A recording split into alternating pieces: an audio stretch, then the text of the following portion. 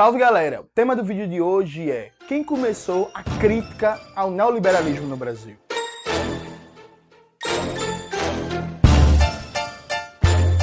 Antes de começar propriamente o tema do vídeo do canal, quero muito agradecer a você que ajuda a manter e melhorar nosso canal a partir do apoio. Seu apoio é fundamental para a gente continuar esse trabalho. Note, eu lancei um vídeo no meu canal, Carlos Nelson Coutinho e a americanização da política. Nesse vídeo eu faço um debate sobre o que é ser de esquerda no Brasil. E aí foram alguns companheiros ciristas para a internet dizer que eu estava imitando o discurso do Ciro Gomes. Primeiro que isso é um absurdo, porque nesse vídeo eu falo abertamente de defender a Revolução Socialista. O Ciro não defende a Revolução Socialista. Eu falo em restatizar a Vale. O Ciro não fala em restatizar a Vale. Eu falo em acabar com a lei de responsabilidade fiscal. Não lembro de ter visto o Ciro falar isso. Eu falo, inclusive, em estatizar todo o sistema financeiro. Também não lembro do Ciro falar disso. Então, assim, tem várias pautas que eu falei que o Ciro Gomes não falou, que não defende, porque o Ciro é um social-democrata. O Ciro não é um comunista. Então, necessariamente, a gente vai ter divergências táticas e estratégicas. Mas essa reação de alguns ciristas na internet fez com que eu gravasse esse vídeo para chamar atenção para um ponto fundamental, que é: o período petista provocou uma despolitização muito grande. O próprio Lula se orgulhava de que no governo dele caiu o número de greves, ocupações urbanas e rurais e passeatas. Tem uma entrevista na Folha de São Paulo que o Lula se orgulha que no segundo governo dele as greves no Brasil caíram à menor média histórica desde que começaram a ser monitoradas. Então você teve uma despolitização muito grande e, basicamente, debates críticos tanto no âmbito da economia política marxista como de uma economia política desenvolvimentista, acabaram ficando presos às universidades.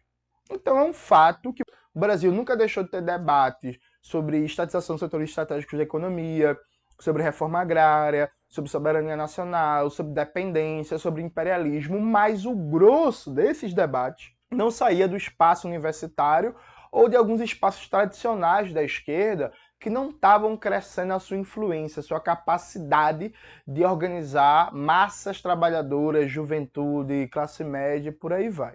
Quando o Ciro Gomes volta à cena política no bojo do golpe contra Dilma Rousseff, ele volta provocando um impacto muito grande com a entrada dele no PDT e dá palestras por universidades do Brasil inteiro, palestras inclusive praticamente todas lotadas, cheias de jovens e por aí vai, e acaba que muitos jovens são inseridos no debate político e passam a ter um papel de politização a partir do Ciro Gomes.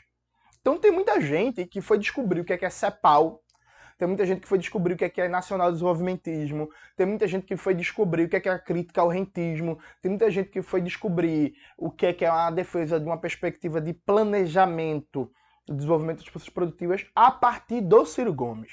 Esse fenômeno, inclusive, é um fenômeno que eu entendo, respeito, inclusive nunca assumi a postura de alguns camaradas, tanto do meu partido como de outras organizações, como do PSOL, que tentaram não estabelecer nenhum diálogo com essa massa cirista que se formou de gente que foi politizada a partir de Ciro Gomes. Eu estabeleci um diálogo crítico, sou comunista, discordo, tenho críticas, mas tenho um diálogo crítico, tenho um diálogo respeitoso e em muitos momentos construtivo, porque é um fenômeno que a gente tem que entender.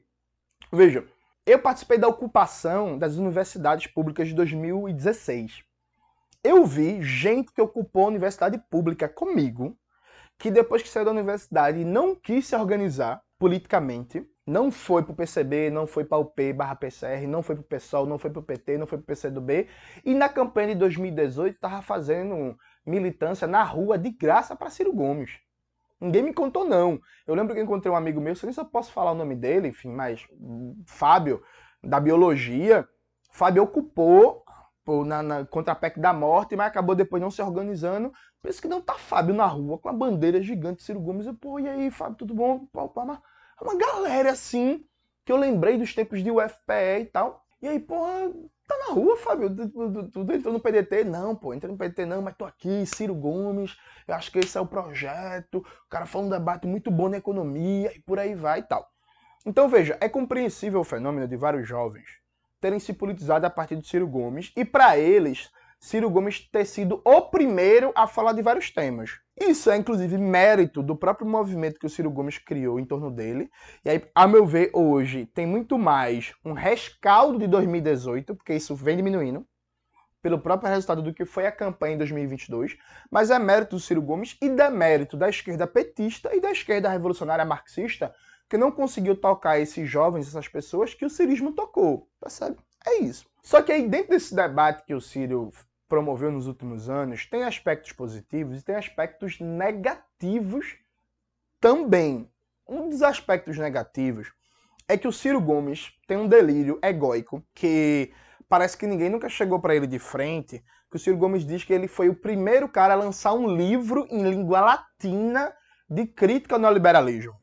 E tem muitos jovens que acham que Ciro Gomes foi o primeiro a criticar o neoliberalismo e foi o primeiro a criticar o social-liberalismo. Eu não vou repetir aqui nesse vídeo o que é social-liberalismo. Tem um vídeo no canal aqui falando de Tabata Amaral e social-liberalismo e o próprio vídeo sobre Carlos Nelson Coutinho e a americanização da política. E aí, veja, gente, com todo o respeito do mundo, isso é falso. Isso é falso. O neoliberalismo é um projeto político-estratégico da burguesia que visa recompor as taxas de lucro nos países centrais do capitalismo e aprofundar a dependência e o neocolonialismo na periferia do mundo. Ele tem seu nascimento a partir da ditadura de Pinochet no Chile, o governo de Margaret Thatcher no Reino Unido e do Ronald Reagan nos Estados Unidos. Basicamente, a gente está falando ali do final dos anos 70 a começo dos anos 80. No Brasil, várias organizações políticas e vários intelectuais escreveram centenas de livros, muito melhores, inclusive, do que o livro do Ciro Gomes de crítica ao neoliberalismo. O Darcy Ribeiro, que inclusive foi do PDT, escreveu vários livros, textos e ensaios de crítica ao neoliberalismo.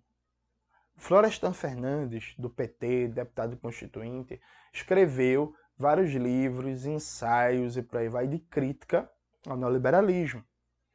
O Nelson Werneck Sodré, historicamente vinculado ao PCB e à esquerda nacionalista, escreveu vários livros, ensaios, textos de crítica ao neoliberalismo. O Clóvis Moura, historicamente vinculado ao PCB, depois ao PCdoB e ao movimento negro, escreveu vários livros, ensaios, textos vinculados na crítica ao neoliberalismo. O Abdias do Nascimento, a Lélia Gonzalez, e a gente pode citar um número infinito de intelectuais que nos anos 80 e começo dos anos 90, antes do livro do Ciro Gomes, escreveram críticas ao neoliberalismo, e isso vinculado a movimento negro, a MST, a movimento atingido por barragens, a movimento de luta por moradia, a movimento sindical, ao PT, ao PCdoB, ao PCB, ao próprio PDT e por aí vai. Então veja, não é mentira, o Ciro Gomes não foi o primeiro a escrever um livro em língua neolatina de crítica ao neoliberalismo. Alguém pode dizer assim, Jones, mas você citou intelectuais, a gente está falando de lideranças políticas. Veja, o Florestan Fernandes era uma liderança política, ele era deputado constituinte. O Darcy Ribeiro, inclusive, era uma liderança política, percebe? Assim, tipo, qual foi, galera?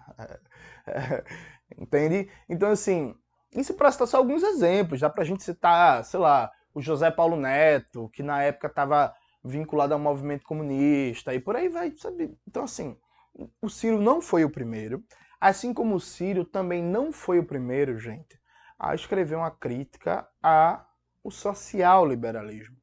Ciro Gomes perde a eleição de 2002, vai para o governo Lula e, numa entrevista no Roda Viva, Ciro justifica a escolha do governo Lula de beijar a cruz do mercado financeiro e escrever a carta aos banqueiros, chamada Carta aos Brasileiros.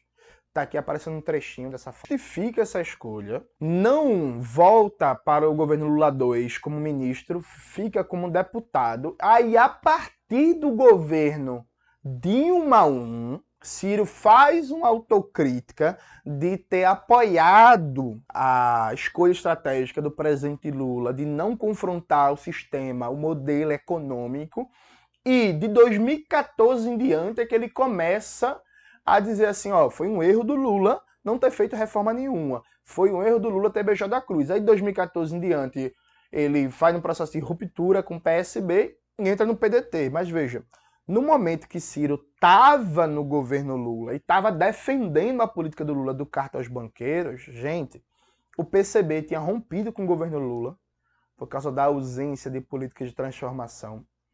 O próprio PDT do Leonel Brizola tinha rompido com o governo Lula. Inclusive, o Ciro, nessa entrevista, critica o Brizola, porque Brizola soltou uma carta pública dizendo que o Ciro tinha que se demitir do governo Lula. E o Ciro ficou lá. Surge o PSOL. Aí, vários intelectuais que vão fundar o PSOL fazem uma crítica sistemática à ausência de qualquer reformismo do governo Lula. E essa política de conciliação sem nenhum enfrentamento. O próprio Carlos Nelson Coutinho, Leandro Conder, Plínio de Arruda Sampaio Júnior, o Plínio de Arruda Sampaio pai, né, o Plinão, enfim, uma galera, sabe, uma galera gigantesca. Os intelectuais na época ligados ao PSTU, né, o Rui Braga, o Álvaro Bianchi e por aí vai. Você tem um conjunto gigantesco de intelectuais, de lideranças político-partidárias, o pessoal que vai fundar o PSOL, Luciana Genro, Luiz Helena e por aí vai, que fazem uma crítica a esse social-liberalismo enquanto o Ciro estava lá. Então, veja, um diálogo muito aberto, muito fraterno e muito franco com vocês, meus amigos ciristas. Eu entendo que você começou seu processo de politização a partir do Ciro Gomes. Eu entendo e eu respeito. Mas não, Ciro Gomes não foi o primeiro a lançar um livro em língua neolatina de crítica ao neoliberalismo. Inclusive, na época, o livro do Ciro Gomes não teve impacto, viu, gente? O livro vendeu muito pouco. Há uma diferença, inclusive, entre o livro atual do Ciro Gomes, O Dever da Esperança, que teve um impacto gigantesco, o best-seller, vendeu mais de 200 mil cópias e por aí vai, e o livro de Ciro com Mangabeira Unger. Vendeu muito bem, claro, porque o Ciro tinha um eleitorado substancial, mas não provocou debate, não provocou movimento político como esse livro atual. Então o livro teve um impacto muito baixo. Está longe de ser um dos melhores livros sobre o tema. Ninguém, inclusive, usa o livro do Ciro como referência da crítica ao neoliberalismo, nem a própria militância cirista, diga-se de passagem. Ninguém usa. E o Ciro também não foi o primeiro a fazer uma crítica ao social-liberalismo petista. Tudo certo. De 2015 em diante, o Ciro começou a fazer essa crítica. Perfeito.